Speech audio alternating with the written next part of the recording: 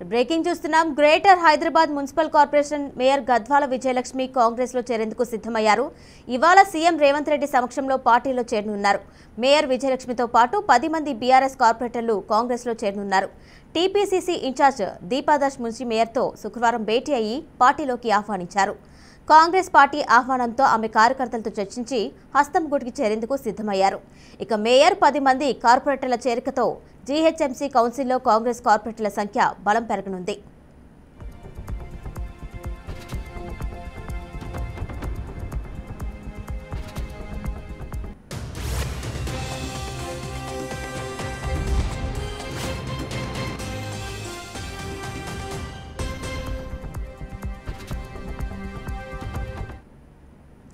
Greater Hyderabad municipal corporation mayor Gadwal Vijayalakshmi Congress లో చేరేందుకు సిద్ధమయ్యారు.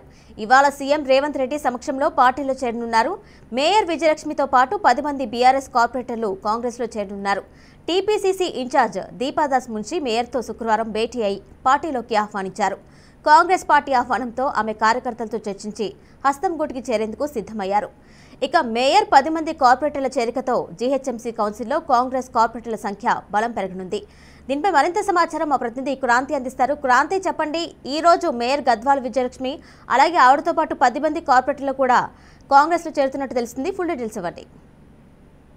రైట్ కిరణ్, ఏదైతే నిన్న ఏఐసిసి ఇన్ఛార్జ్ మున్షిదాస్ మాత్రం కేకే గారి ఇంటికి వెళ్ళడం జరిగింది. కేకే గారి కూతురు మేయర్ విజయలక్ష్మి గారితో కూడా సంప్రదింపులు జరిగింది. అదే గతంలో కూడా కేకే గారికి కాంగ్రెస్ పార్టీకి అనుబంధాలు ఉన్నాయి. ఇదే సందర్భంగా మాత్రం కాంగ్రెస్ గుటికి చేరాలని కూడా వాళ్లకు ఆహ్వానం ఇవ్వడం జరిగింది. అయితే ఇదే అంశంలో మన విజయలక్ష్మి కావచ్చు, ఇటు కేకే కావచ్చు, దీంతో పాటు నిర్ణయం తీసుకొని కాంగ్రెస్ గుటికి రావాలని వీళ్ళతో పాటు 10 మంది కార్పొరేటర్లను కూడా తీసుకొని ఈ రోజు మన సీఎం రేవంత్ రెడ్డి ఇంట్లో నివాసంలో మాత్రం వీళ్ళంతా కార్యకర్తలు కూడా కావచ్చు, ఇటు కార్పొరేటర్లు కావచ్చు, విజయలక్ష్మి కావచ్చు, రేవంత్ రెడ్డి సమీపంలో మాత్రం కాంగ్రెస్ గుటికి చేరబోతున్నామనే వార్త తెలుస్తుంది. అయితే ఇదే అంశం ఇలానే కొనసాగితే మాత్రం రేవంత్ రెడ్డి గతంలో చేసిన వ్యాఖ్యలు మాత్రం నిజం అవ్వబోతున్నాయా ఏంటి అని. ఎందుకంటే ఇప్పటికే బీఆర్ఎస్ నుంచి ఇటు ఎమ్మెల్యేలు కావచ్చు, కార్పొరేటర్లు కావచ్చు, కార్యకర్తలు బీఆర్ఎస్ కార్యకర్తలు కావచ్చు, ఒక్కొక్కరిగా మాత్రం కాంగ్రెస్ గుటికి చేరుతున్నారు. అయితే ఇదే నిజమైతే మాత్రం చివరికి బీఆర్ఎస్ లో మాత్రం కేసీఆర్, హరీష్ రావు, కేటీఆర్ ఈ ముగ్గురే మిగులుతారా లేదా రేవంత్ రెడ్డి ఏదైతే వ్యాఖ్యలు చేశారో ఇదే నిజం అవ్వబోతుందా అన్న చర్చ కూడా తెలంగాణ ఆసక్తికరంగా మారింది. ఎందుకంటే ఇప్పటి వరకే దాదాపు భారీ ఎత్తున కార్యకర్తలు జిల్లాల వారీగా చూసుకున్నా కూడా కార్యకర్తలు, కార్పొరేటర్లు, ఎమ్మెల్యేలు మాత్రం కాంగ్రెస్ గుటికి చేరుతున్నారని స్పష్టమవుతుంది కిరణ్. అయితే క్రాంతి, చాలా మంది కార్పొరేటర్లు కావచ్చు, అసంతృప్తమైనటువంటి ఎమ్మెల్యేలు కావచ్చు, వీళ్ళందరూ కూడా కాంగ్రెస్ గుటికి చేరుతున్నారు. ఈ నేపథ్యంలో రానున్న ఎలక్షన్స్ కి సంబంధించి బీఆర్ఎస్ కి ఎలాంటి ఎఫెక్ట్ పడే అవకాశం ఉంటుంది? అలాగే బీఆర్ఎస్ అధిష్టానం ఎలాంటి యోచనలు చేసే అవకాశం ఉంటుంది?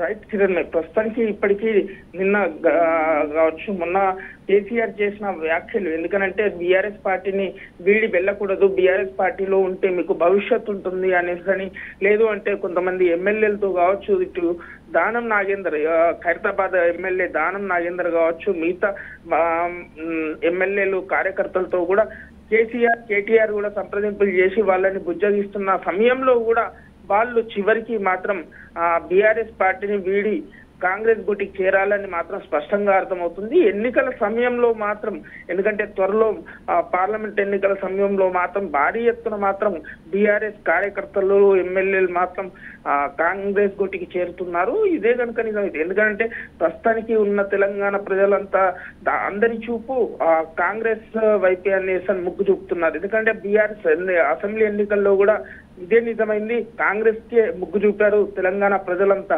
ఎందుకంటే బీఆర్ఎస్ పాలన 10 ఏళ్ల పాలన తర్వాత కూడా అందరూ, ఎందుకంటే బీఆర్ఎస్ బదులు కాంగ్రెస్ కు మరోసారి అవకాశం ఇచ్చింది.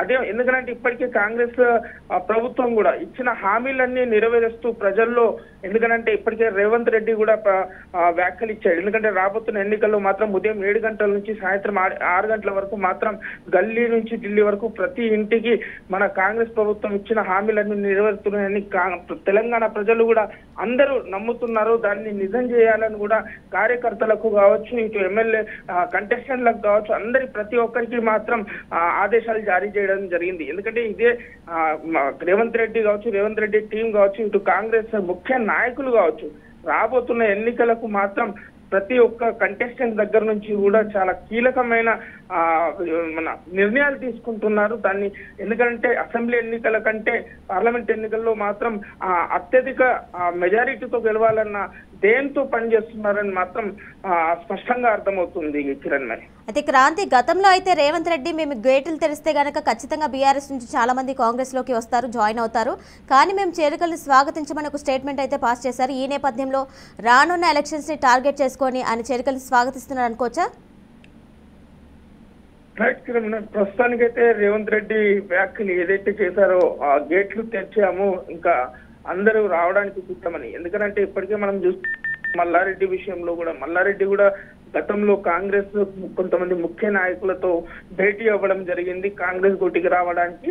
కానీ కాంగ్రెస్ లో కొంతమంది ముఖ్య నాయకులు, ఎందుకంటే గతంలో రేవంత్ రెడ్డి పైన చేసిన వ్యాఖ్యలు కావచ్చు, కాంగ్రెస్ పార్టీ పైన చేసిన వ్యాఖ్యలు చాలా తీవ్రతమైన దురదృష్టకరంగా ఉంది. అందుకే అదే విషయంలో మరికొంత రోజుల తర్వాత మన డీకే శివకుమార్ ఉప ముఖ్యమంత్రి కర్ణాటకలో కూడా వెళ్ళి ఒక ప్రైవేట్ హోటల్లో కూడా కలిసి కాంగ్రెస్ గోటికి వస్తానన్నా కూడా ఇప్పటికే అలాంటి సంప్రదింపులు మాత్రం కొంత బ్రేక్ పడ్డదనేసి అని చెప్పుకోవచ్చు. దాని తర్వాత దానం నాగేందర్ ఖైరతాబాద్ ఎమ్మెల్యే బీఆర్ఎస్ తరఫు నుంచి గెలిచిన తర్వాత మాత్రం ఈ రోజు కాంగ్రెస్ గోటికి గత కొంతకాలం కొన్ని రోజుల కిందనే మన సీఎం రేవంత్ రెడ్డి సమీపంలో మాత్రం కాంగ్రెస్ గోటికి చేరారు.